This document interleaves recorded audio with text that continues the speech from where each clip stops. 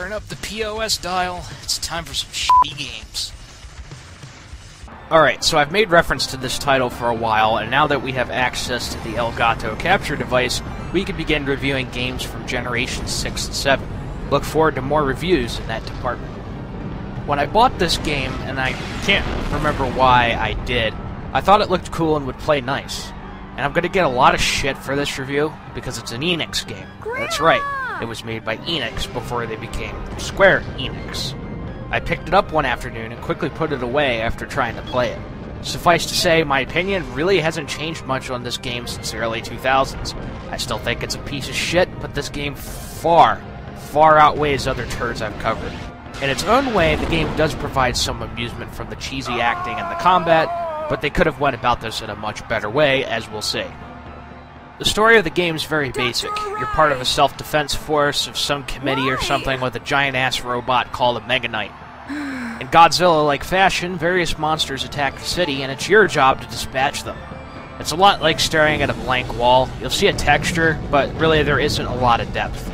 Some Japanese anime have a theme going like this. Mind you, they're much more involved, and the theme was made popular by a series called Neon Genesis Evangelion.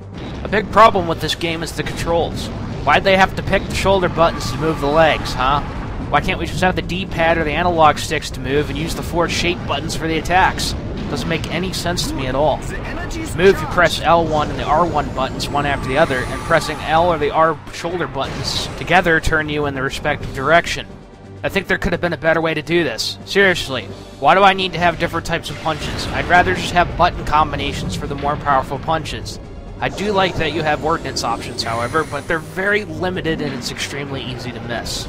Seriously, I'd rather be doing calculus than try to control this fucker. Alright, time to fuck some people up. Come on, come on. Oh, really? A timer? Get him, get him! Oh, dear God. What? How can I fucking hit him?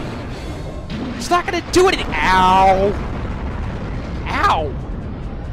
Ow. How do I... Oh yeah, I gotta switch this over. Ah, he's got me! Get the fuck up!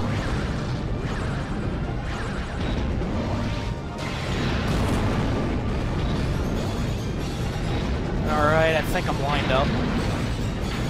But... Oh, I hit him. Good.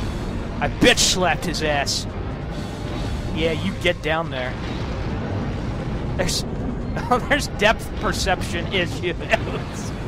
I don't know if I'm gonna hit. Ow. Damage increased. Alchemic drive output down. No shit. The Mega Knight hasn't even begun to demonstrate its power. My Bona is hot. Now you try. That can rise above the Vulgara. He's smoking. So let's see. Superpower. Attack! Oh, really? That's fucking helpful. Ow. Son of a bitch.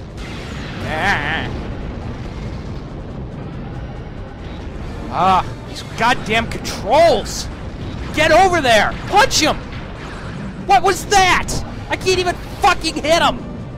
How the fuck am I supposed to... Ow. Son of a bitch. Get him. Get the fuck up. Ow. Turn, you lubble tard. You tubble lard. Hit him. I can't fucking say. Punch. I didn't do death perception. Hit him. Punch. Not the building. Hit him. No. Hit him. Yeah. Stay down, motherfucker. I gotta finish the job. This is so fucking clunky. Ow. That wasn't nice. Autobots, assemble. Really nice aim, jackass. Get in there. Get him. Punch. Yeah! Fuck you. Whew. So, what's the biggest nail in the coffin? The camera angle. Some people argue it gives the game a unique perspective. Let's drop being cute here and just get to the fact of the matter, damn it. That's the game has a horrible camera. You can't really adjust it. You have to deal with fighting from a fixed point of reference on the ground. and even if you do manage to get on top of the robot, you don't have a clear view as to exactly what's going on as you punch and wave everywhere. For Christ's sake, I know a friend who would be puking if she watched this. The shoulder view on top of the robot is a lot better than fighting on the ground, but just like flying RC airplanes, it's something I cannot do from a fixed point of reference. I need a cockpit view. You won't get that from robotic Alchemic Drive. I mean, maybe if they release that as a special option after you beat the game, it would be cool, but not as the main camera angle. For those that are fans of giant robots and don't mind clunky, awful controls, this game might be worth picking up for you.